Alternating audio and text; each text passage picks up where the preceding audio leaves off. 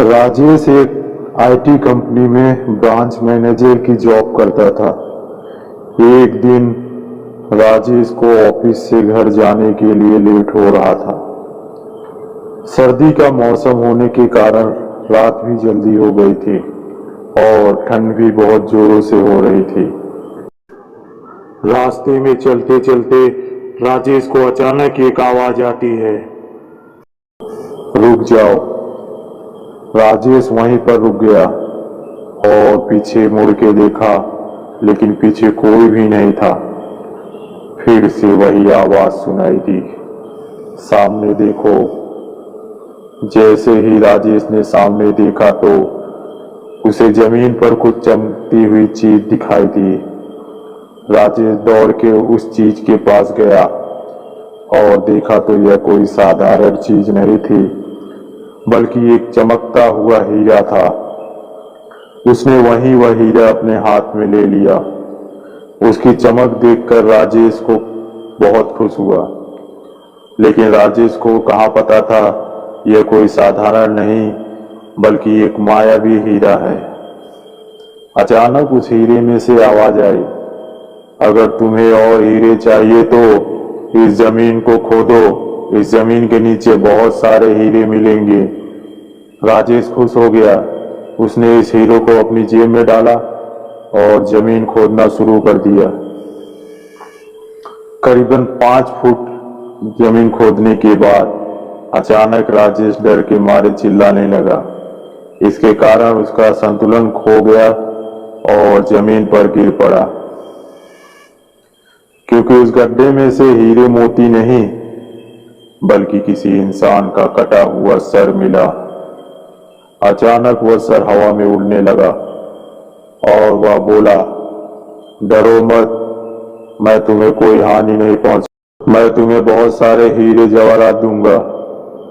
बस मेरी बात ध्यान से सुनो, मैं जहां जाता हूं वहां मेरे पीछे आओ। फिर वह सिर हवा में उड़ा और जंगल की ओर बढ़ने लगा।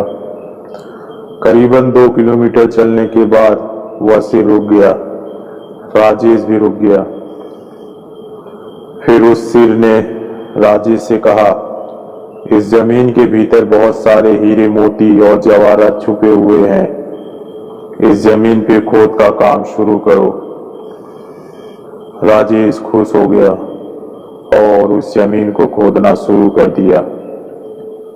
खोदते खोदते उस जमीन के नीचे हीरा मोती तो नहीं बल्कि कटा हुआ सिर मिला। उस सिर ने कहा, अब तुम्हें एक आखिरी काम करना है, उसके बाद मैं तुम्हें माला माल कर दूंगा। तुम्हें कहीं से भी 1 लोटा खून लाना होगा। राजेश ने बोला, 1 लोटा खून? पर मैं 1 लोटा खून कहां से लाऊंगा? उस सिर ने कहा, चलो मेरे साथ। वो डरावना चेहरा राजेश को साथ लेकर थोड़ी दूर पे गया। वहां उसे एक इंसान को जाते हुए देखा। वो सिर बोला, उस इंसान को मारो और उसका खून ले आओ। राजेश डर गया और बोला, नहीं नहीं, यह मुझसे नहीं होगा, मैं ये नहीं कर सकता। अगर तुमने यह काम नहीं किया तो मैं तुझे बहुत बड़ी मुसीबत में डाल दूंगा, फिर तुम्हारी पूरी जिंदगी नर्क बन जाएगी। राजेश ने हाथ जोड़कर उससे कहा, मुझे माफ कर दो, अगर मैंने उसे मारा तो मुझे पुलिस गिरफ्तार कर लेगी और मुझे जेल भी जाना पड़ेगा। उस सिर ने अपने तंत्र मंत्र की शक्ति से एक छुरी और लोटा प्रकट किया और गुस्से से बोला, अगर तुम मेरा यह काम नहीं करोगे तो मैं तुम्हारे पूरे परिवार को मौत उतार दूंगा।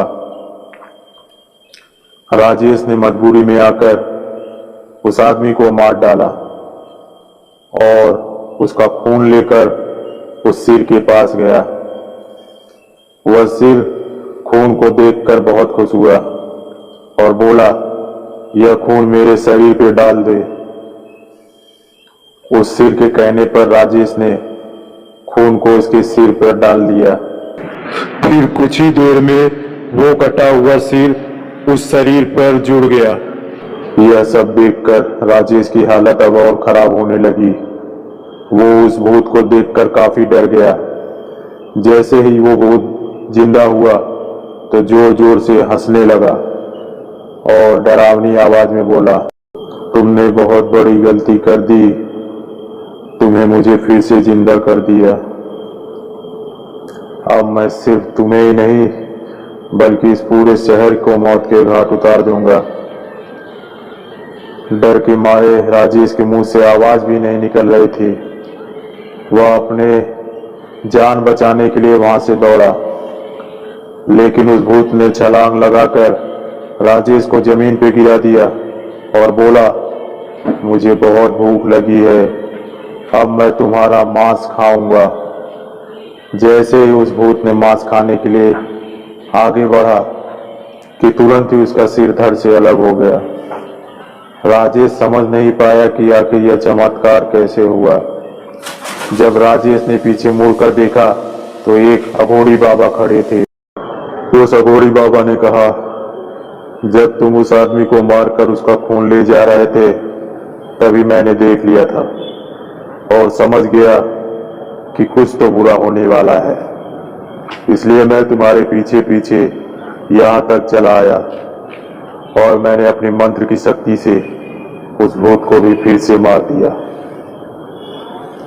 अब तुम निश्चित होकर अपने घर जाओ, अब तुम पर कोई खतरा नहीं है। आज भी राजेश उस बात को याद करता है तो उसकी रूह कांपने लगती है।